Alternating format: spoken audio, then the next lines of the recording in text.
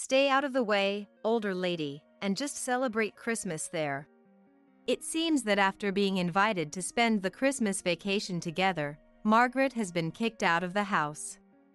First things first, I need to tell Jeffrey about Margaret's true nature. Somehow, I'll expose Margaret's facade. I refuse to be family with someone like her. I am Michelle, 72 years old, living with my son, Jeffrey. That's because Jeffrey is nearing 40, still single, and my husband passed away 3 years ago. Jeffrey used to live alone, but he moved back home when he changed jobs, and it was closer to his workplace. Our current house is a single story, which might look new at a glance, but was actually remodeled a while ago. It used to be a nearly broken down place, but we remodeled it on my husband's insistence due to years of deterioration and poor fittings. As a result, the remodeled house has become comfortable and clean. From this perspective, my husband seemed like a family-loving man who decided to remodel for our comfort, but in reality, it wasn't so, and he was a source of long-term trouble. He was a traditional, stubborn man outside, but free-spirited. At home, he acted as if he was the center, imposing his rules, and would berate me if I deviated slightly from what he wanted. His favorite phrase was, "Who do you think provides the food here?" However, he was out playing poker, horse racing, and casinos, leaving us with barely enough to live on. Still, he acted arrogantly in front of me and Jeffrey. He would cancel family outings for poker or miss school events, not just once or twice. I could have divorced him and raised Jeffrey alone, but I refused to be defeated and stayed until the end. Jeffrey, too, endured silently in front of his father, never showing tears. My husband left us with a small inheritance, this remodeled house, and, most importantly, my dear Jeffrey, when he passed away from illness. For me, having my beloved son means I'm not lonely. Jeffrey, unlike his father, has always been kind from a young age. He's selflessly caring and can't ignore someone in trouble, but he's also self-sacrificing, hesitant to express his opinions, and tends to be swayed by others. I'll never be like my father. He has often put himself in difficult situations to help others. He once lent his notes to a classmate, never got them back, and his test results suffered. Despite wanting to join a club he liked, he ended up in one he wasn't interested in because a friend asked him.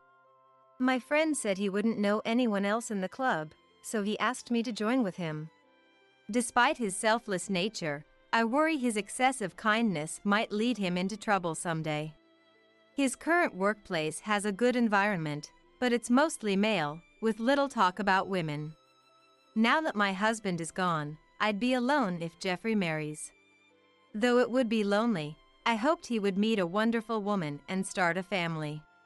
Then one day, Jeffrey made a sudden confession. I've promised to marry someone. I want her to meet you, Mom. I was overjoyed, almost jumping up. Jeffrey, nearing 40, working among men, commuting between work and home, living with his mother, he's not the most sought-after type. That a woman wants to marry him is such a joy. If things go smoothly, and Jeffrey marries her, he will of course leave my side. It would be a lie to say I wouldn't feel lonely, but as a mother wishing for Jeffrey's happiness, I couldn't be happier. If you've chosen her, I definitely want to meet her. What's she like? She's a hardworking woman I met at a party a senior took me to 6 months ago. She has the strength and resilience to overcome tough times, which made me think we could build a home together. That's why I want to introduce her to you, Mom. Jeffrey's eyes sparkled as he spoke, a look I had never seen before. If Jeffrey speaks of a woman with such eyes, she must be a wonderful lady. I was looking forward to meeting the woman Jeffrey confidently chose. Then, on the promised day, Jeffrey brought his girlfriend home. Mom, this is Margaret, the woman I've been dating and considering marrying. However, the woman Jeffrey brought neither introduced herself nor nodded in greeting, just stood there silently. At first glance, she seemed haughty and cold. Honestly, she wasn't the type I imagined Jeffrey would fall for. She continued to ignore everything as if nothing happened, barely greeting, and just surveyed the house. She sipped the tea I offered with disgust, wiping everything she touched with disinfectant wipes, a series of odd behaviors. At the very least, it's clear these aren't actions one should take on a first meeting with a future mother-in-law. Having only Jeffrey, I secretly dreamed of doting on my daughter-in-law like my own child, but that dream seemed to shatter in an instant. Frankly, I felt uncomfortable in such a short time and didn't want to get too close, even if she was Jeffrey's choice and a future daughter-in-law. It seemed she felt the same, as the days passed without any contact. After Margaret left, I confronted Jeffrey. "You're dating Margaret and want to marry her, right?" From today's encounter, I can't see her appeal. "Margaret's shy around new people. But she's charming, strong, and kind, having overcome tough times." It turned out they met at a party hosted by a coworker. Margaret had been talking endlessly about her hardships and sorrows near Jeffrey. Normally, such pity stories at a party would be unbearable, but Jeffrey felt sorry for her and wanted to save her. Their relationship started with his resolve to make Margaret happy. Whatever the beginning, I thought it was typical Jeffrey, but when it comes to dating and marriage, it is not a simple matter. However, considering today's behavior and how they met, she seemed like a complicated person. In a relationship, she might appear cute. But I had a feeling it would be difficult if they lived together. One day, Jeffrey suddenly said he was moving out. Probably because of Margaret. Thinking about living with that woman I met briefly, I watched Jeffrey with mixed feelings. Then Jeffrey murmured quietly, "I didn't expect Margaret to go ahead with it at this time. We talked about deciding on a date and making a commitment as a couple." "What do you mean, go ahead with? You don't mean..." "The marriage application. She submitted it alone just before noon today." It seemed unreal, but apparently, Margaret couldn't wait and submitted the marriage application by herself, binding them as a couple without Jeffrey knowing. Considering the first impression, the stories from Jeffrey, and this unilateral action, I felt nothing but anxiety. "I'm worried. Are you sure it's okay?" "It's fine. Margaret is a kind woman." "Oh, I got a message from Margaret. She wants you to choose your wedding gift from these options." When I checked the items Margaret had sent, they were all worth several $1,000s. Even for my son's wedding, that's not an amount I can easily afford. Margaret's actions showing such rudeness upon meeting, submitting a marriage application without Jeffrey's knowledge to become a couple, and then demanding ultra-expensive home appliances were simply too audacious. It was surprising that Jeffrey chose someone like her as a life partner, but to celebrate his new beginning, I decided to gift them a state-of-the-art, high-performance air conditioner. "Margaret wants this air conditioner, so I guess this will be my wedding gift to you too, all right?" "Mom, thank you. I appreciate you listening to Margaret's request." It wasn't cheap for me either, but I splurged for the sake of Jeffrey and his beloved's new life. Even after installing the air conditioner Margaret wanted, I received neither thanks nor any contact from her. Is this how people are nowadays? Time passed without any particular communication from Jeffrey or Margaret. They were living in an apartment in the next town, less than an hour's drive from my house, but I heard nothing from them. It's not too far for a visit, but they must be busy with work and their newlywed life, I thought, so I refrained from contacting them. However, a situation arose where I had to reach out.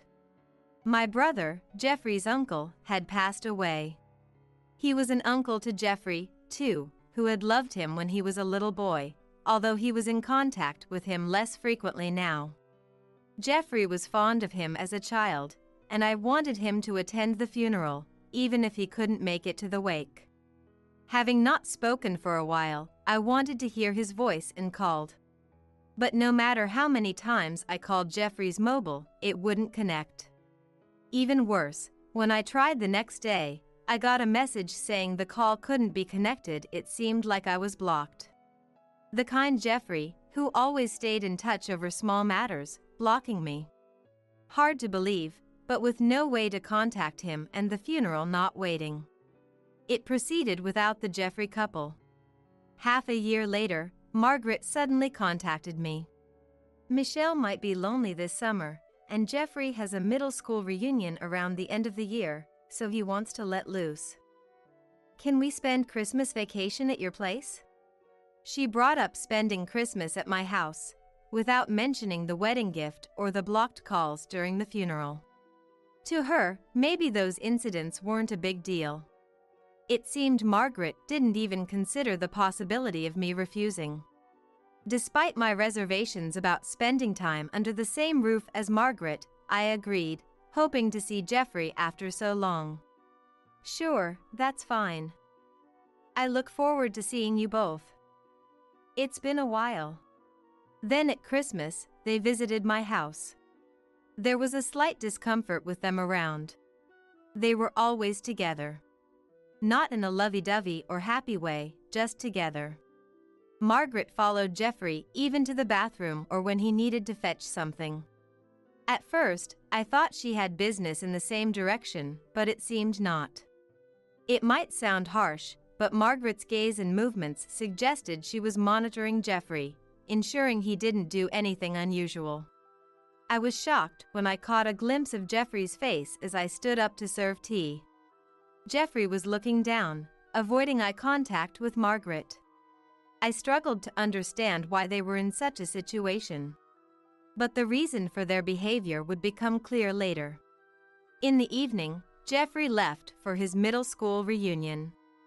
Feeling awkward alone with Margaret, I stood up to clean. As usual, I started vacuuming, but suddenly the vacuum cleaner stopped.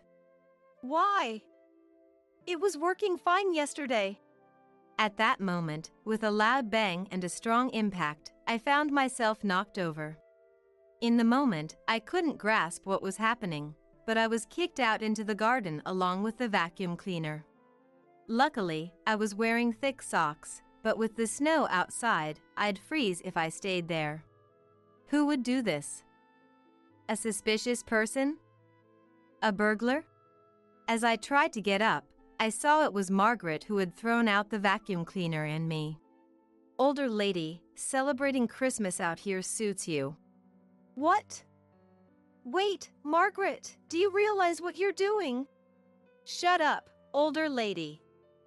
I'm looking forward to fun times while he's gone. It'll be a great night without you in the way, so don't interfere. Saying that, Margaret started making a phone call to someone. Apparently a man, judging by the name she called. Her flirting voice and the way she spoke suggested she was planning to meet a lover in this house. Indeed, the house was newly remodeled and minimalistic, thanks to me, but who would think to use their mother-in-law's house, where their husband grew up, to cheat? Margaret, it seemed, was the type to kick out her mother-in-law and bring her lover over, taking advantage of Jeffrey's absence. Margaret is the kind of person who would take advantage of her husband going to a reunion and kick me, her mother-in-law, out of the way because I was in the way and kick me into the snowy yard. Well, I had a plan too. I put on an old pair of shoes and a jacket from the shed and decided to fight back. Firstly, I doubted Jeffrey knew about the affair. Even Jeffrey, who is kindness personified, would surely react if he knew his beloved wife was cheating on him. I needed to contact Jeffrey immediately and have him witness the affair about to happen in this house.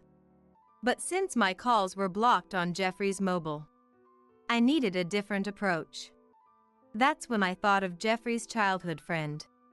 They had been close through college and often dined together even after graduating. The friend ran a delicatessen inherited from their parents in the local shopping district.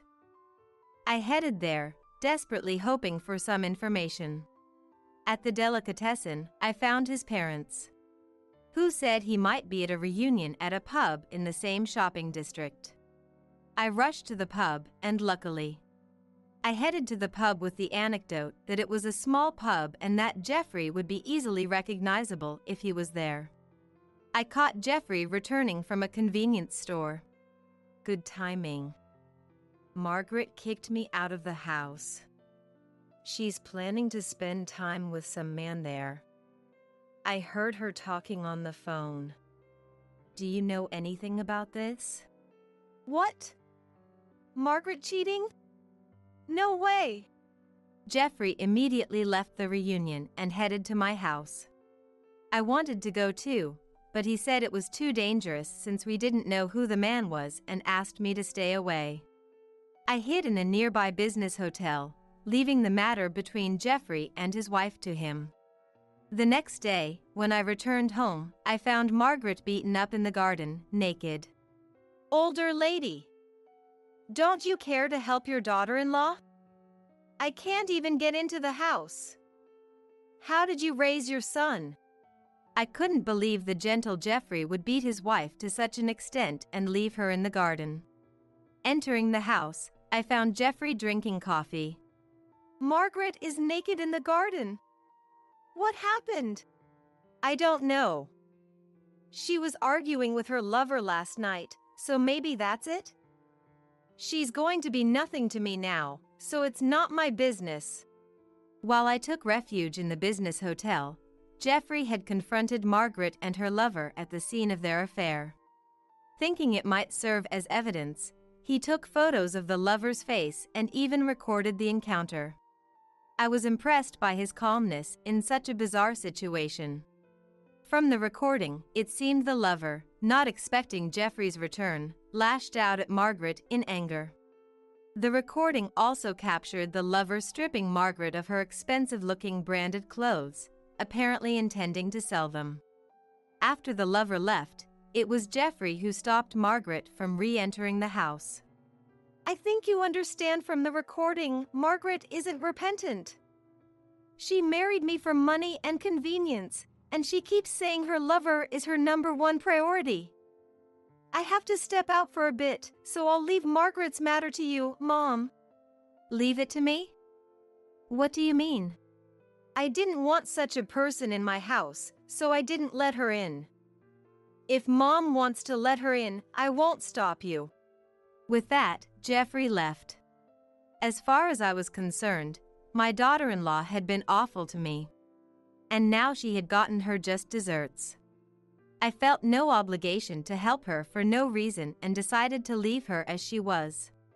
Although Jeffrey's photos and recording gave me a good idea of the situation, I decided to check the security camera footage for a clearer picture. I was thankful I had installed the cameras after hearing about a burglary at a relative's house. Neither Margaret nor her lover seemed to realize their actions were being recorded in someone else's house, causing trouble. While examining the footage and photos, I noticed something familiar about the lover's unusual hat. As I was pondering this, the noise outside caught my attention, accompanied by the doorbell. When I opened the door, there was a police officer. It turned out Margaret had played the victim to the neighbors, leading to a report of an injured, naked woman in the garden. Sorry for the disturbance, officer. Margaret got involved in some trouble, but neither Jeffrey nor I saw her get injured. We have security cameras, so we can explain what kind of trouble it was. I shared the events of the previous night, along with the evidence from the cameras and photos. The police seemed to understand that Jeffrey and I were not involved. However, they couldn't leave an injured, naked woman in the garden in the middle of winter. Margaret was taken away in a police car. Suddenly, I remembered who the man in Jeffrey's photos of the lover was. Just then, Jeffrey returned. Mom, I'm back. I filed for divorce. Margaret and I are now complete strangers. Divorce? What do you mean? Margaret has been throwing tantrums when things don't go her way since we got married. I've tried to meet her expectations, but at some point, she started using a pre-filled divorce form as a threat. Jeffrey, having fallen for Margaret, had tried to fulfill her wishes. But Margaret exploited his willingness, acting tyrannically. When things didn't go her way, she used the divorce form as leverage. Hearing this, I was at a loss for words. But then I remembered something and shared it with Jeffrey, who suddenly stood up with an idea, leading me to the police station where Margaret was being temporarily held. "Waited for you, Jeffrey. I knew you'd come. You're my dear husband, not heartless enough to ignore your wife in this state." What are you saying? We're strangers now. I just came to tell you something with Mom. What do you mean? A bad joke? I understand this older lady coming to apologize, but strangers? Margaret must have thought Jeffrey was coming to rescue his beloved wife and expected me to apologize for leaving her in the garden. I submitted the divorce papers with your section filled out, Margaret. We're no longer a couple. What? What are you doing, Jeffrey? Remember when you submitted the marriage application without permission? It's too convenient that it's okay when you do it to others, but not when it's done to you, right? Margaret was speechless at Jeffrey's logical argument, but I had something to say too. That man you brought home, he's a business owner, right? Yes. He's a young, talented owner of a beauty salon. He proposed with a bouquet of roses last week, saying he'd make me a CEO's wife. That man's actually an unemployed freeloader who caused trouble at a restaurant, leading to his unemployment. I often browse social media, and recently saw a story about someone causing a scene in a restaurant. I thought I had seen him somewhere before, but he was in the vortex of a topic that has recently come under fire by many people. I read that this guy was repeatedly getting in trouble for drinking straight from a pitcher of water, putting Tabasco in it, and other such nuisances. I read that he was recently fired from his part-time job. That's a lie.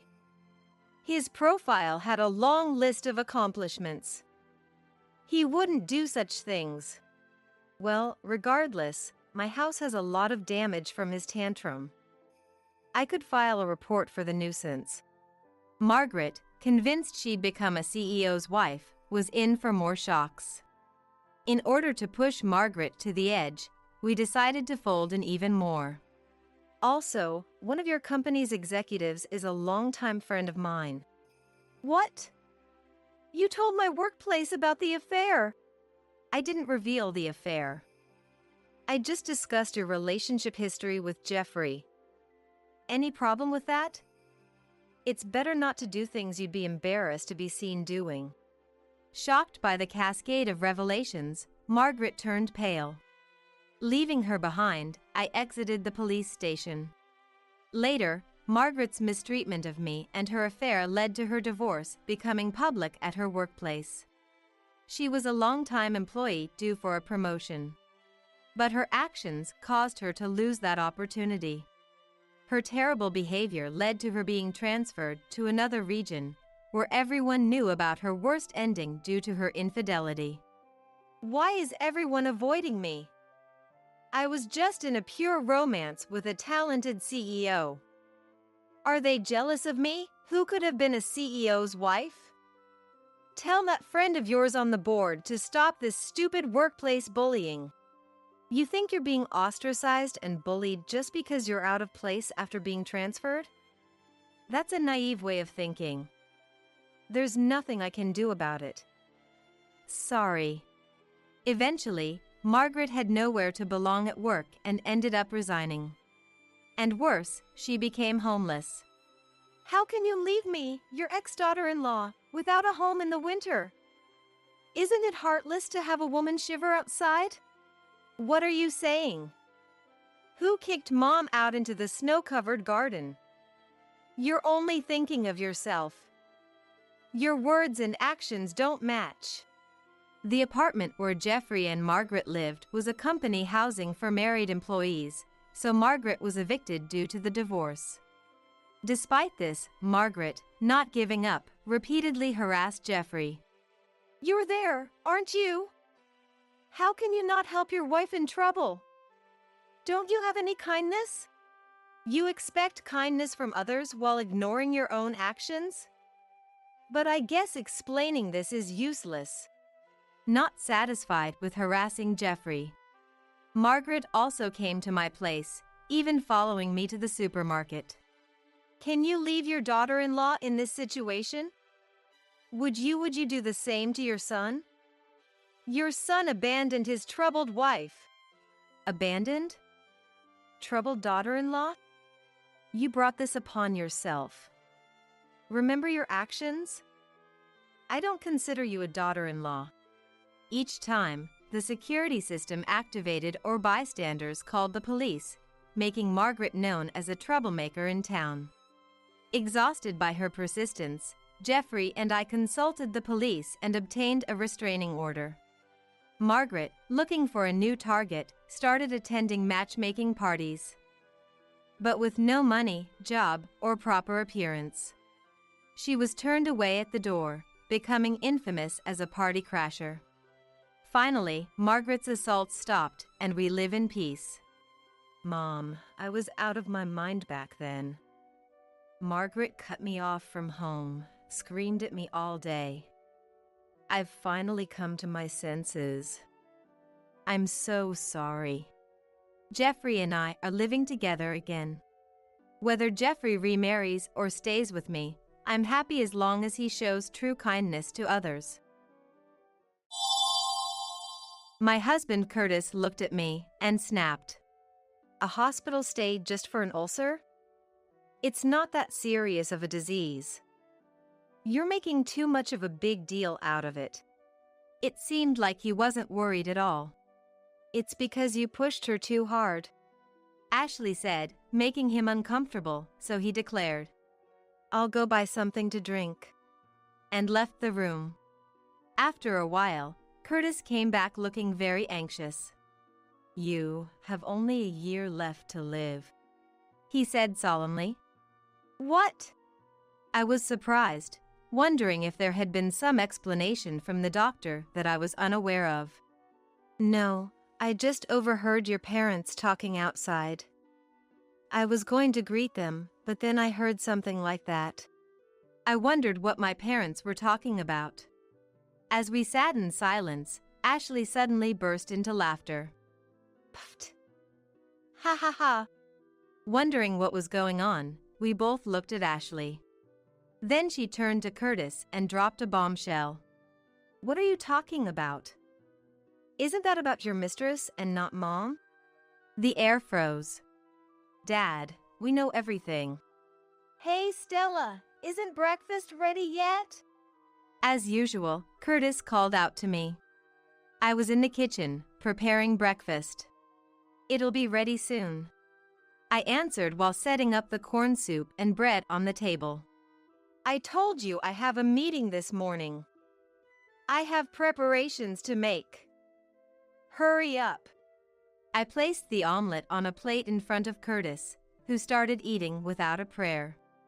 After all, I was just preparing everything as usual. It was he who overslept. Suppressing my thoughts, I started doing the laundry. Once Curtis hurried out, I finally took a breath of relief. The morning news show started, and I took my breakfast to the lively sound of the TV. As a housewife, I spent my days like this, taking care of Curtis. After 25 years of marriage, with a lot of time spent alone at home, I've been thinking about picking up a hobby, but my shy nature always gets in the way, preventing me from taking the first step. Every day, I prepare breakfast for Curtis, do the laundry, clean, shop. I was getting bored with the repetition of the same days.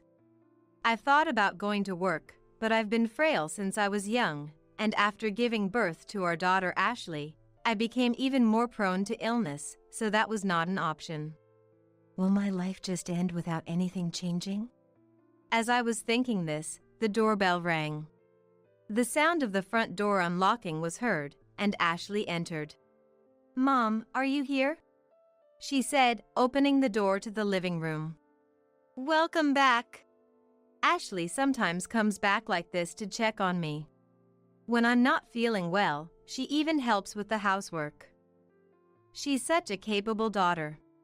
How are you feeling? "I've been doing quite well recently." Ashley looked relieved to see my face, smiling gently. "That's good to hear. Then, how about we go out for lunch? You must be bored, right?" she suggested. We went to a restaurant near where Ashley works and talked about her recent life over the meal.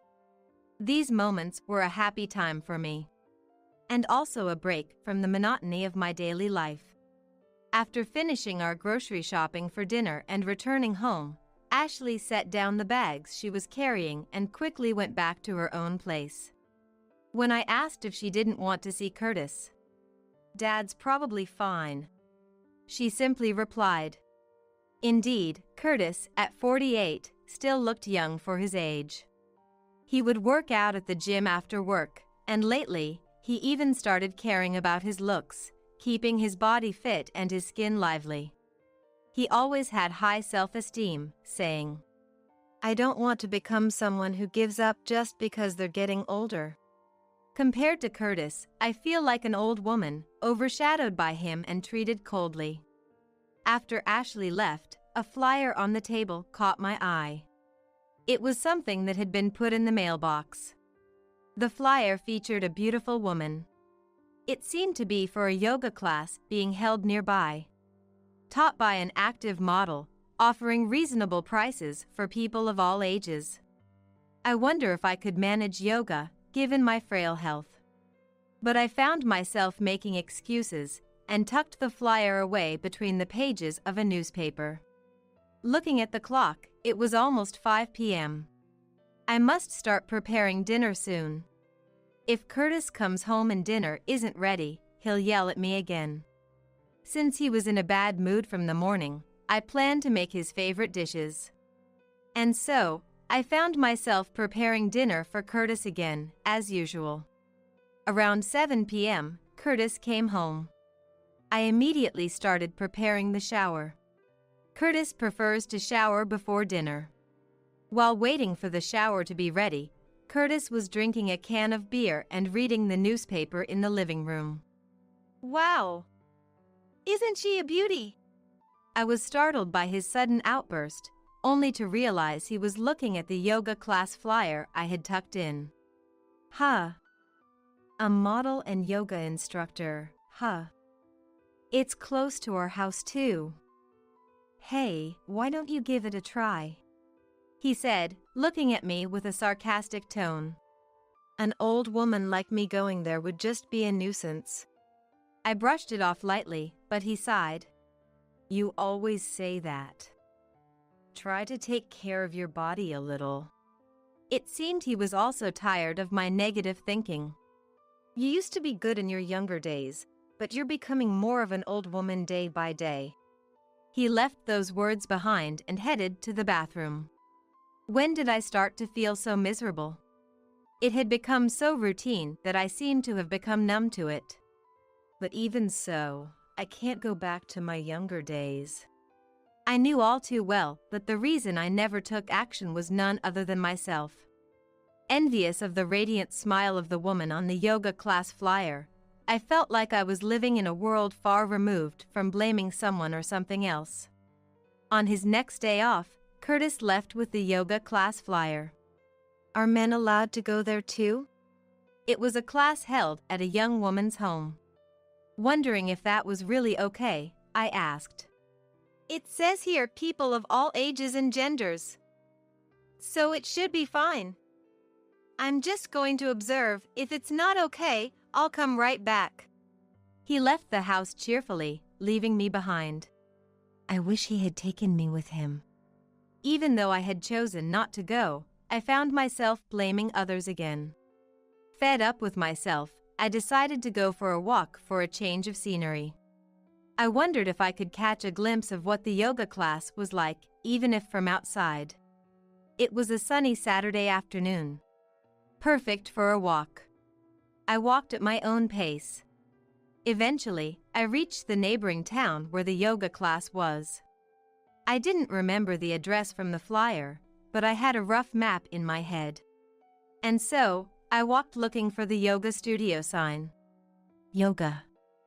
Yoga. Then I realized there were no signs for a yoga studio around here. I can't tell where it is. Just as I was about to give up and go back, I heard a familiar laugh. Turning the corner towards the sound, I saw a man and a woman I recognized, sitting at a garden table, enjoying tea. It was unmistakable. Curtis and the yoga class instructor. Not wanting Curtis to notice me, I couldn't hear what they were talking about, but they seemed to be having a great time. Despite being my husband, I was impressed that he didn't seem out of place even next to a young woman. Suddenly, I felt miserably shabby and pathetic. Unable to stay still, I quickly returned the way I came. Why do I always end up like this? All the way home, I kept blaming myself. It wasn't just about my deteriorated appearance. Above all, I needed to do something about this self-deprecating personality. I resolved to change. In the evening, as I was preparing dinner, Curtis came home in a particularly good mood. How was the yoga class? My heart raced, wondering if he knew I had seen him having a good time. Yeah, it was fun. The teacher was around Ashley's age, but she had proper qualifications as an instructor and seemed very competent. So she was that young. I wondered what kind of conversations they had, what made them enjoy their time so much. I became a bit curious. Maybe I should try yoga too. I murmured to myself then. No, that would be impossible for you. Curtis looked me up and down exaggeratedly before laughing. There were a few others there, but none like an old woman like you. You'd just embarrass yourself. Hearing that, I got angry. I was jealous of the yoga instructor, but I had been trying to think more positively. Seeing my expression, "If you're so angry, you should have done something about it sooner," he said dismissively before disappearing into the bathroom. I thought about attending on a weekday when Curtis wouldn't know, but I was sure they'd identify us as a couple based on our last name or address. If Curtis found out, he'd surely berate me. So, despite my resolve earlier in the day, I became gloomy and secluded myself. 3 months had passed since Curtis started attending the yoga class. He went there on his days off, not just for yoga, but it seemed he was also helping with minor DIY for home decor and other small errands. Isn't that something you shouldn't have to help with? I brought it up to Curtis, concerned, but he snapped at me. A girl around Ashley's age is in trouble, and you won't let me help her? Or do you think there's something shady going on? Ridiculous. Even though he's not the kind to help around the house even when I'm feeling unwell. It was unbearable to feel like he valued the instructor more than me. But I couldn't neglect my household duties. I focused more on housework, and Curtis complained about me even more. Ashley, who occasionally came to help, said to Curtis, "Dad, you're being too harsh on Mom." But he dismissed her. "That's Stella's job. If you've moved out, don't interfere." Ashley, perhaps fed up with Curtis, started coming back when he wasn't around. Then one day, I finally fell ill and collapsed. Luckily, Ashley was coming home that day and took me to the hospital. Ashley was shocked to find me curled up in the kitchen, thinking her heart would stop. She even contacted my parents, who live nearby, and I was surprised to see them visit me in the hospital bed after the examination. I couldn't help it. "You're already frail," Ashley said, looking down. Who could blame her for worrying? "Thank you for worrying about me." After explaining the examination results to Ashley and my parents, they left the room, relieved. I was diagnosed with a gastric ulcer. After seeing my parents off, Ashley came back to the room to vent. I contacted Dad too. He's late, isn't he? I knew Curtis wouldn't leave work early to rush over for me. But it still felt lonely. I'll come again tomorrow. You'll need a change of clothes, right? Ashley couldn't bear to leave me looking so forlorn. I was grateful to have raised such a kind daughter. That was my only pride. I'll contact Dad again. See you tomorrow. Ashley left, but Curtis didn't come to the hospital room that day. The next day, Ashley brought me the things I needed for my hospital stay. Looking somewhat guilty, Curtis was standing behind her. As soon as he saw me, he sneered. A hospital stay just for an ulcer? It's not that serious of a disease. You're making too much of a big deal out of it. He seemed not to be worried at all. You've been pushing her too hard, Ashley said, making him uncomfortable, so he announced, I'll go buy something to drink, and left the room. Really, I can't believe him, of all people. Ashley seemed thoroughly disgusted. I thought he might just leave, but surprisingly, he came back quickly and very anxious. You have only a year left to live, Curtis said, looking serious. It seemed it was no joke. What? I was shocked, wondering if there had been some explanation from the doctor that I was unaware of. I just overheard your parents talking outside. I was going to greet them, but then I heard something like that. I wondered what my parents were talking about. As we sat in silence, Ashley suddenly started laughing. Puffed. Ha ha ha. Wondering what was going on, the two of us looked at Ashley. Then Ashley turned to Curtis and said something shocking. What are you talking about? Isn't that about your mistress and not Mom? The atmosphere froze. Stella, are you okay? I came to check on you. Cutting through the tension, my parents arrived. Grandma, Grandpa. I was just about to talk about everything. So, we're doing it now. Dad was silent, but his glare kept Curtis from running away. Dad, we know everything. Ashley began to tell everything. It was about a month after Curtis started going to the yoga class. On her way home from our house, Ashley witnessed something unbelievable. That day, I had been telling Ashley about the yoga class. I reconsidered wanting to go myself and asked Ashley to check it out for me.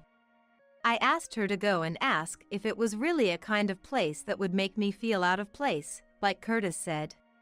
I could have gone myself, but I was scared. Sure, I can even check it out on my way home today. Ashley agreed cheerfully and went to the yoga class. When Ashley got close to the studio, she saw someone leaving the entrance. She quickly hid around the corner to see it was apparently Curtis and the instructor. Curtis was supposed to be at work that day, but Ashley couldn't have mistaken her own father. Feeling something was off, Ashley stayed hidden and watched. After a while of conversation, Curtis and the woman, after checking their surroundings, leaned in and kissed. Ashley was shocked and couldn't suppress her feelings of contempt after seeing her father like that. That's why she started coming home only when Curtis wasn't there. After watching Curtis leave, Ashley immediately contacted me. Mom, you'd better stay away from there. Ashley, usually so positive, saying something like that made me ask what was wrong, but she wouldn't say. I just feel like you and that instructor wouldn't get along. Looking back, it must have been Ashley's kindness trying not to alarm me. Unaware, I regretted missing another chance to go to the yoga class, but a few days later, while walking near the studio again, I spotted a suspicious woman hiding by a fence, seemingly trying to peek inside. How disturbing. Approaching, I realized it was Ashley. What was she doing? She hadn't noticed me approaching. Not wanting to startle her, I stopped and called her mobile. hoping it was someone else, but knowing it was Ashley.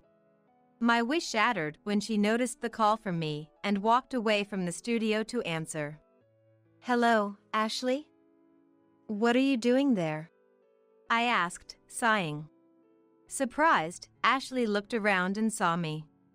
And when she saw me in the distance, I'm coming over. She ended the call and hurried to me. I thought there was some suspicious person. Seeing my disapproving face, she looked awkward. So, what were you doing? Staring back at me, she said. We'll stand out here. Let's talk somewhere else. Deciding something, she began walking. We can go to our house since Curtis won't be back yet. Feeling the seriousness, we headed home. Upon arriving home, I made some tea. After taking a moment to relax, I once again asked Ashley. So, what were you doing there? That's the yoga studio Curtis attends, right? I had previously asked her to scout the place for me, to see what the atmosphere was like, but I thought that matter had been resolved then. Look, before I say anything else, I want you to know that I'm always on your side, no matter what. Starting with that, Ashley told me everything she had seen. On the day she went to observe the yoga studio, she saw Curtis and the instructor coming out looking cozy. They talked intimately and kissed after checking their surroundings. She had been hesitant to tell me, carrying the burden alone to avoid hurting me. I wanted to believe in Dad, too, Ashley said, sipping her tea. She had wanted to believe, so she kept going back to the yoga studio. But contrary to her hopes, Curtis was frequently there, getting along well with the instructor. I was thinking, if I could somehow catch them in the act. If she had proof, she could confront Curtis. She thought by having something over him, she could make him stop treating me badly. I could have been reported for stalking. Discovering her there helped Ashley regain her composure. Yes. Despite hearing about Curtis's affair, I somehow remained calm. I had suspected something beyond just yoga lessons. Curtis denied it, but I lacked the courage to delve further. Hey, Mom. Are we just going to leave things as they are? Ashley looked at me worriedly. If you're up for it, I'm willing to help. I immediately understood what she was hinting at. You're asking if I'm considering divorce? Ashley just nodded without saying a word. What do I want? I asked myself. Honestly, even if I decided to divorce, I wasn't sure I could make it on my own. Having been a housewife all this time, could I really find work? Plus, there were my health concerns. Ashley offered her support, but I couldn't always depend on her. Sensing my deep thought, Ashley reassured me. Even if you decide not to divorce, like I said earlier, I'm always on your side. And left before Curtis came home. Curtis arrived and immediately started complaining about everything as usual. The taste of dinner, the cleanliness of the house, as if he was searching for faults on purpose. Had it not been for the discussion with Ashley earlier, I might have been able to ignore it, but today I couldn't. Hearing the facts from Ashley, everything Curtis did started to disgust me. His voice, being in the same room, everything felt repulsive. That night, after Curtis had gone to sleep, I decided to check his mobile phone in a desperate search for evidence. If there was proof, I would divorce him. I knew it was wrong, but the betrayal started with Curtis. Convincing myself, I checked his phone. But my last hope was shattered. Texts and photos with the instructor, undeniable evidence of his affair, were there. Quietly closing the phone, I went to the living room and lay down on the sofa. I couldn't bear to sleep in the same room. I'll contact Ashley first thing tomorrow. And that's how our plan began. Ashley and I decided to inform my parents first. If the divorce went through, I'd move back to my parents' house. So, it was necessary to explain the situation. Hearing this, my parents were furious.